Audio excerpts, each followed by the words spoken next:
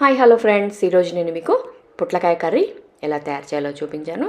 చాలా చాలా టేస్టీగా ఉంటుంది. జనరల్గా మనలో చాలామందికి పొట్లకాయ కర్రీ అంటే ఇష్టం ఉండదు. వాటి స్మెల్ నుంచి లేకపోతే ఆ టేస్ట్ అంతగా బాగుండదు అని చాలామంది ఇష్టపడరు. కానీ ఈరోజు నేను చేసిన ఈ పద్ధతి ద్వారా చేయండి, చాలా రుచి ఉంటుంది. అలాగే మనకి ఇది బీరకాయ కర్రీ అంత రుచి వస్తుందండి ఈ పద్ధతిలో చేస్తే. డెఫినెట్గా ఇష్టపడతారు అందరూ.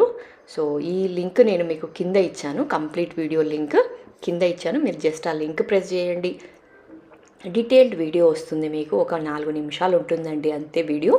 సో డీటెయిల్డ్ వీడియో చూడండి, చాలా కమ్మగా ఉంటుంది రుచి. దీన్ని ఈరోజు నేను రొట్టె కాంబినేషన్గా చేసుకున్నాను.